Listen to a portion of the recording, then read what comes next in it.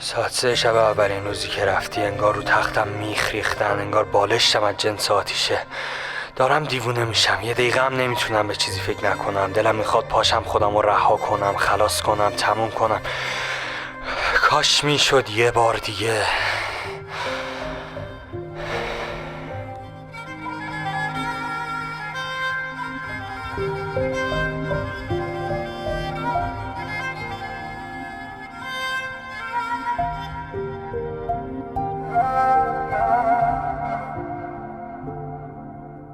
دومین روزی که نیستی نفس کشیدن سخته، خیلی سخت. جوره نبودن تو کبد و ریه و پایی همیشه خستم دارم میکشن ها. چهرت مثل روز با بالاترین کیفیت جلو چشممه. گودو پس کی میای؟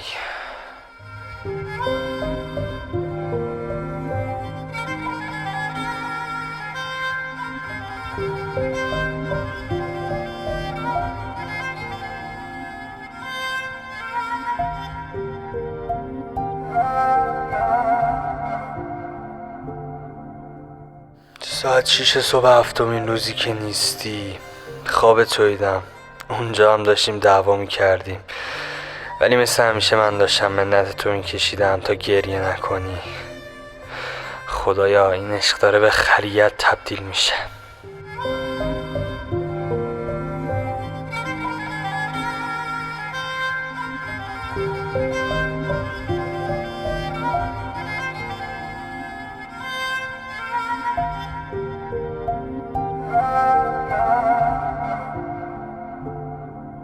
ساعت 7 است، 14مین روزی که نیستی. حوالی خیابون ولیعصر، همون کافه‌ای که وقتی باهات قهر می‌کردم میشستم اونجا تا بیای سراغم ها. تقریبا داره 2 ساعتی میشه که نشستم. هر بارم که این باریستا رد میشه میگه الان دیگه پیداش میشه، نگران نباش. یکی بگم چشام خوش شد به این در کوفتی. پس کی میای؟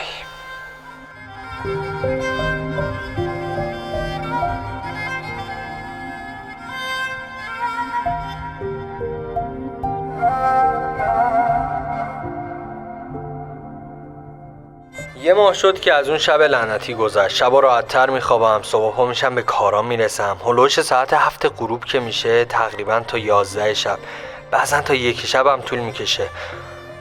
ریه هام بیقرار میشن، اتاقم جولانگاه دود میشه. بی اختیار میرم جلو آینه، شروع میکنم یه دل سیر زار زدم. به خودم نگاه میکنم میگم بابا خجالت بکش، مثلا تو مردی. ولی این حرفا هم آرومم نمیکنه. گودو اگه صدامو میشنوی بدون خیلی دوست دارم منه بدون تو خیلی غریب است برام.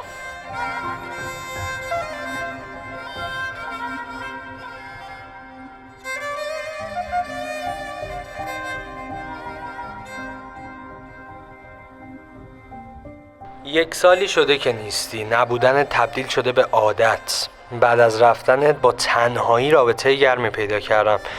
احساس میکنم یه بخشی از وجودم شده. اگه راستشو بخوای فکر میکنم دیگه خودت هم نمیتونی آرومم کنی. زیاد بهت فکر نمیکنم، شاید هر بار که بهت فکر میکنم فقط یه نفس عمیق پر از درد میکشم. گودوی عزیزم، از خدا میخوام هیچ وقت از این نفس ها نکشی.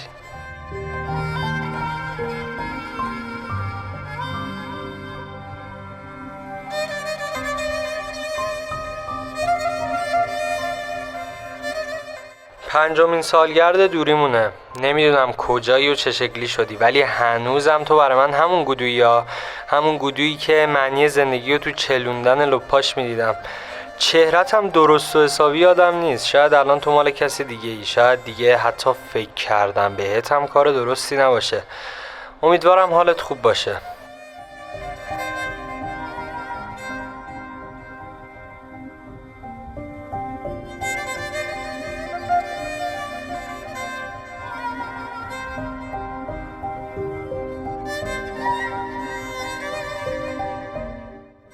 دقیقا نمیدونم چند ساله که دیگه نیستی. حتی لحن حرف زدنت هم دیگه یادم نمیاد. فکر کنم خیلی پخته تر شدی، خانوم تر شدی. منم همش خودم رو درگیر کار و مشکلات زندگی کردم. میگذره دیگه. راستی هنوزم کسی جاتو نگرفته. چند روز پیشا بود به یاد قدیم رفتم همون کافه‌ای که همیشه منتظرت میموندم تا بیای سراغم. داشتم یادگاریای رو دیوار رو دیدم نوشته من هنوز روی دیوار چسبیده. با همون دستخط خرچنگ قورباغه‌ام برات نوشته بودم.